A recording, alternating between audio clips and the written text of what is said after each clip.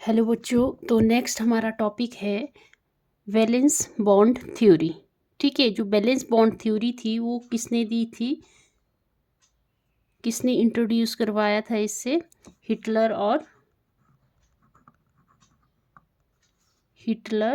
And London. कब करवाया था? इन 1927। ठीक है, पर फर्दर जो डेवलप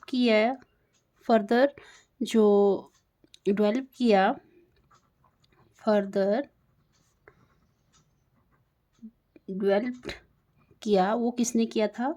पॉलिंग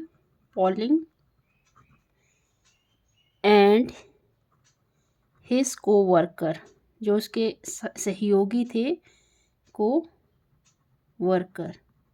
ठीक है, पॉलिंग और कोवर्कर ने इसको फर्दर डेवलप किया। और ये थ्योरी किसके ऊपर बेस्ड थी? This theory is based on atomic orbital. ठीक है, this theory is based on the concept of atomic orbitals and orbital configuration of the atom. Orbital configuration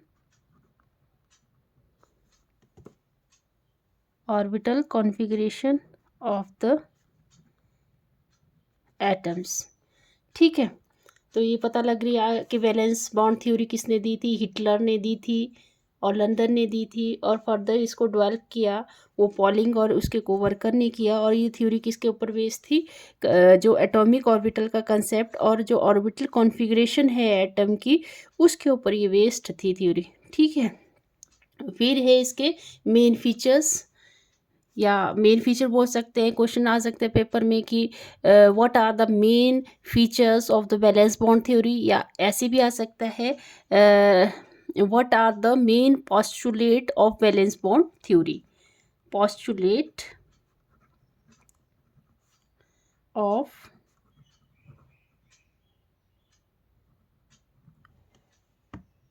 valence bond theory. ठीक है, postulate of valence bond theory. तो क्या क्या postulate थे? First postulate था इसका कि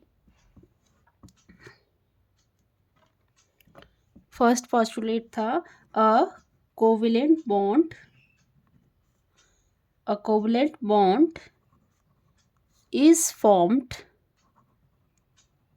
is formed due to overlapping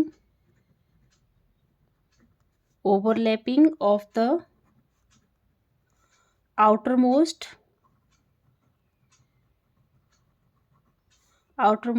half filled or one electron। ठीक है, a covalent bond is formed due to overlapping of outermost half filled orbitals of the combining atom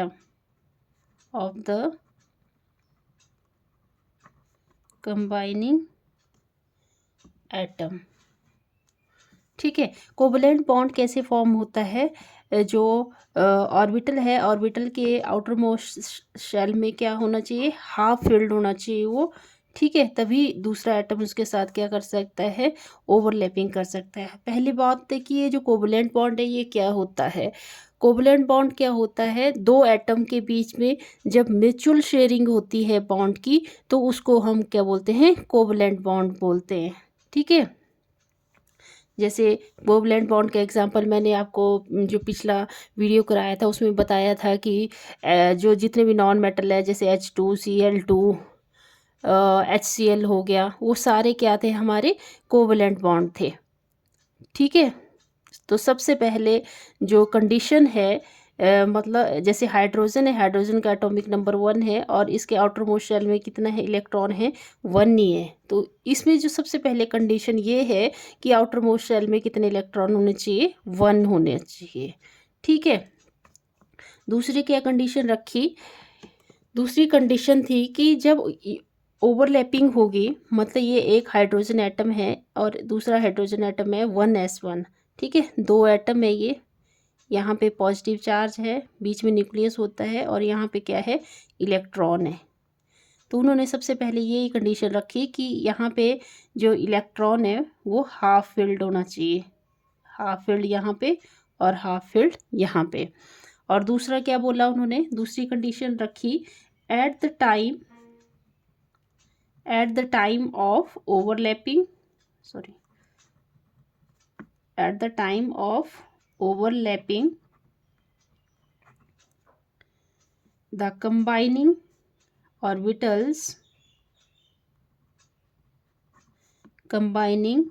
orbitals must have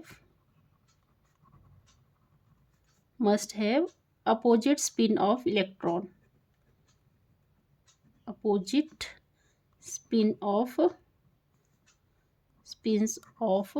electrons। जब कोई atom है ना, जो ये मान लो एक हाइड्रोजन एटम है पॉजिटिव और यहाँ पे जो स्पिन है वो हाफ फिल्ड होनी चाहिए, पर ये जो स्पिन है, ये स्पिन है, जब ये ओवरलैप करते हैं, ऐसे ओवरलैप मतलब किसी चीज़ के अंदर घुस जाना। ठीक है, तो ओवरलैप जब करते हैं तो यहाँ पे कैसी स्पिन होनी चाहिए, अपोजिट स्पिन होनी चाहिए। ठीक है, कैसी स्पिन होनी चाहिए, अपोजिट स्पिन होनी चाहिए। दूसरा ये रूल रखा उन्होंने। ठीक है, और तीसरा क्या बोला उन्होंने कि जो कंप्लीटली फिल्ड ऑर्बिटल है उसमें कोई ओवरलैपिंग नहीं होगी। जैसे हीलियम का केस देखें, हीलियम का आउटर मोस्ट शेल में 2 इलेक्ट्रॉन है और यहाँ पे भी 2 इलेक्ट्रॉन है, तो ये क्या करेंगे, ये कंबाइन नहीं करेंगे, इसमें जो है ओवरलैपिंग मतलब नहीं हो सकती। तो कंप्लीटली फिल्ड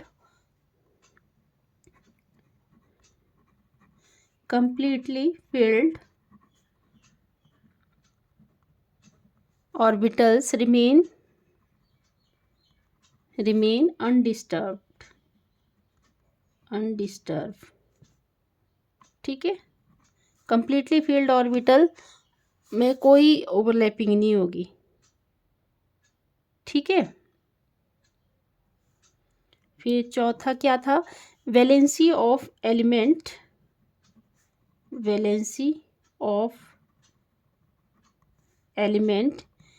किसके इक्वल होंगे, number of half filled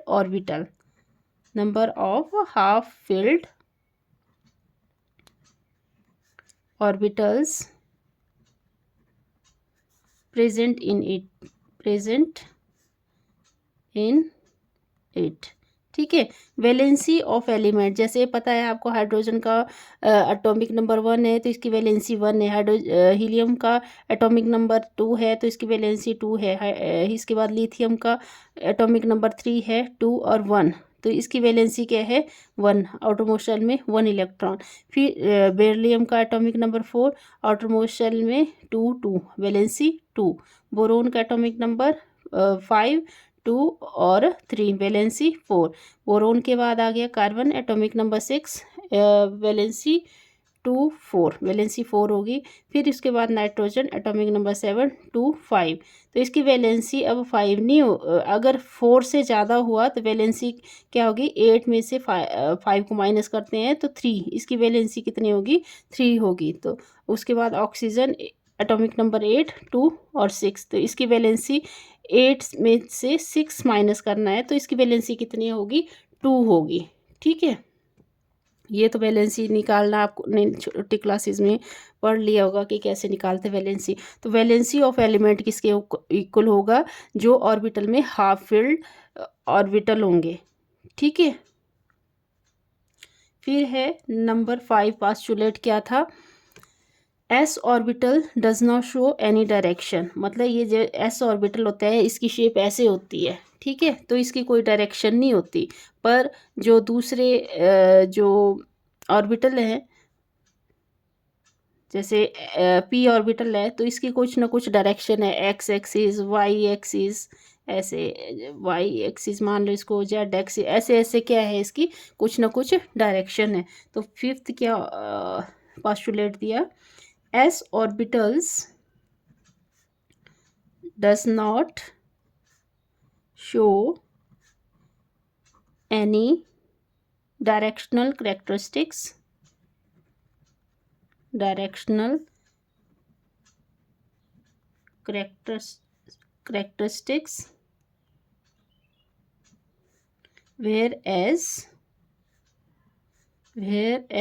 other are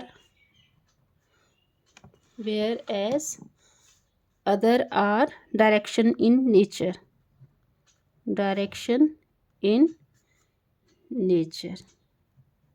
ठीक है। फिर है फिफ्थ पोस्टुलेट, तो फिफ्थ पोस्टुलेट भी बहुत इम्पॉर्टेंट है, ठीक है। फिफ्थ पोस्टुलेट क्या दिया,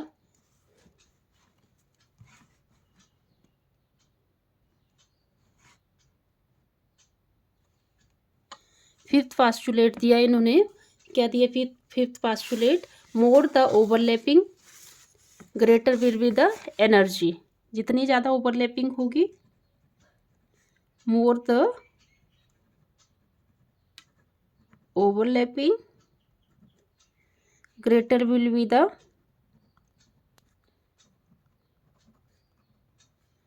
be the energy released, ठीक है, greater will be the energy release and thus greater will be the stability, and thus greater will be the stability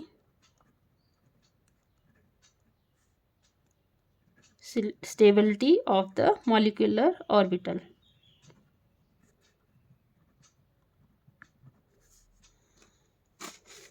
मतलब दो एटम है, ऐसे कोई दो एटम हैं, पहले वो दूर दूर हैं, जैसे ही वो ओवरलैपिंग करेंगे तो यहाँ से कुछ ना कुछ एनर्जी क्या होगी, रिलीज होगी, एनर्जी क्या होगी, रिलीज होगी। तो और स्टेबल कितना होगा, स्टेबल ज़्यादा होगा ना, अब इसको छुड़ाना क्या है, मुश्किल है, तो स्टेबिलिटी उतनी ज़्यादा, स्टेबिलिटी इसकी इतनी ही ज़्यादा होगी, ठीक है। तो पता लग गया होगा, जैसे ये एक एटम, ये मान लो एक एटम ये है, जब ये ओवरलैपिंग करेंगे तो इसमें क्या होगी, दोनों हाथों के बीच में क्या है, ये जो हाइड्रोजन है, एक हाइड्रोजन है, तो दोनों हाइड्रोजनों के बीच में क्या ओवरलैपिंग होगी, तो ये जितना ज़्यादा ओवरलैपिंग होगी उतनी ज़्यादा स्टेबिलिटी होगी। Okay, thank you. अगर वीडियो अच्छा लगा तो प्लीज़ लाइक करें, शेयर करें, सब्सक्राइब करें। Thank you.